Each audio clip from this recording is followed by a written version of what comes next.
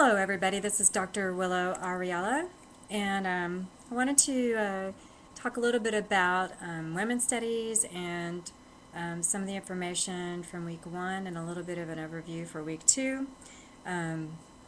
So I wanted to talk a little bit about what women's studies is and what it is not. Of course, this is my perspective, and it's not the only one, but it's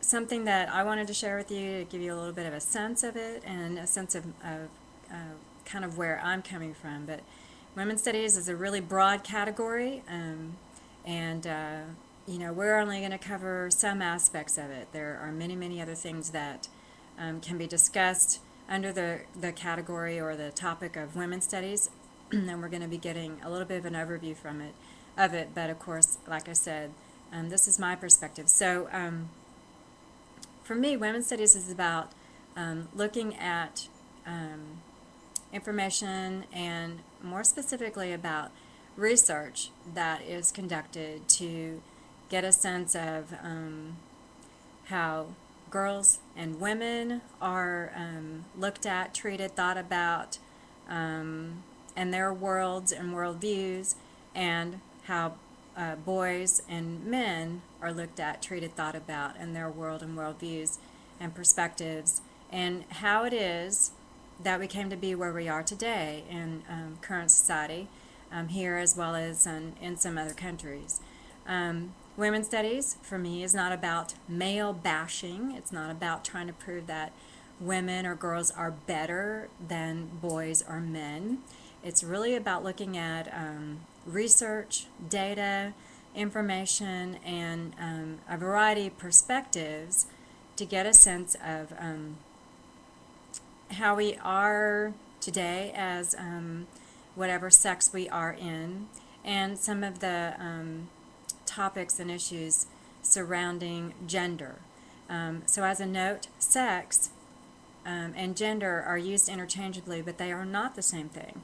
Sex is about biology. It's about, more specifically, genes and genitalia. Do you have female genitalia or do you have male genitalia? And we'll be reading a little bit about people who have some of both, or they don't feel like they're in the right body, so to speak. But primarily, sex is about biology. What does your genitalia say you are?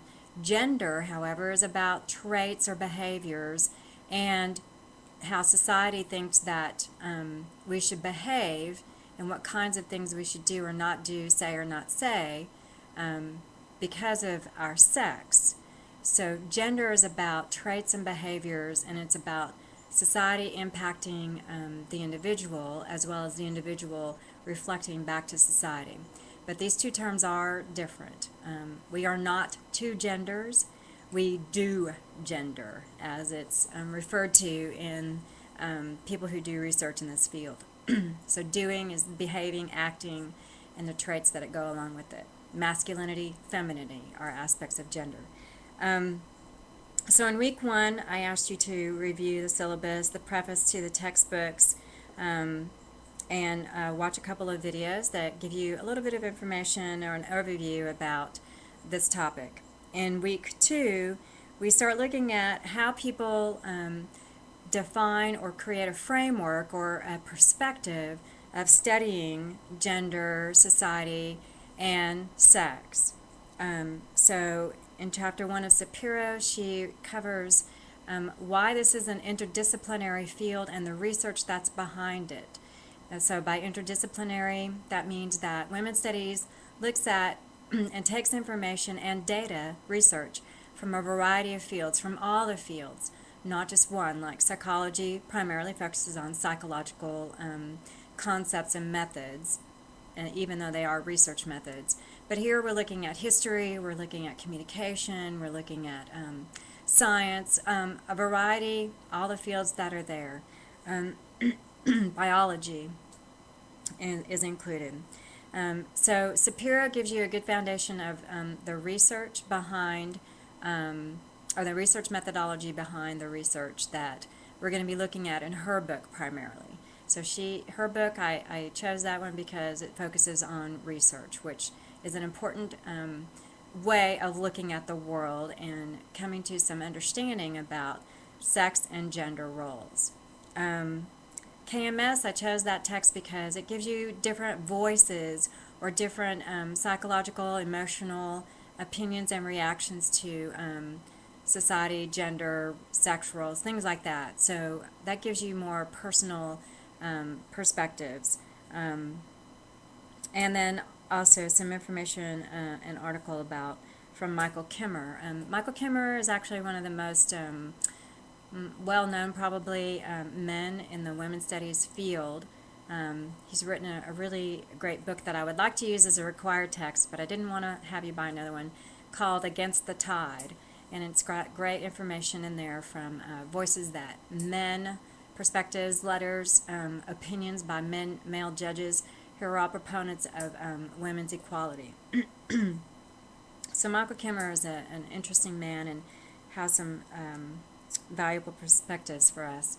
So, so women's studies looks at drawing information from all the fields that we can think of and looking at how sex is examined, female, male, girl, boy, and how gender roles are examined.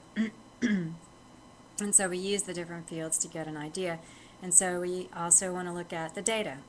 What does the data tell us about the differences and the similarities about sex and gender roles? And I also want to add that if you think about it, there are very few things that women absolutely cannot do that men can do, and vice versa. So I'd like to pose a critical thinking question to you. What is it that women absolutely cannot do? There's no woman on the planet that can't do something that a man could do, and vice versa. Is there anything that men absolutely cannot do that women can do?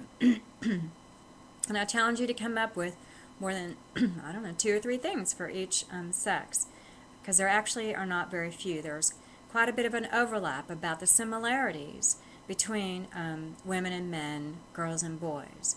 And we'll be looking at research that discusses why some of these similarities turn into differences, and that the differences are looked at a lot more, focused on a lot more, discussed a lot more than the similarities between the two sexes.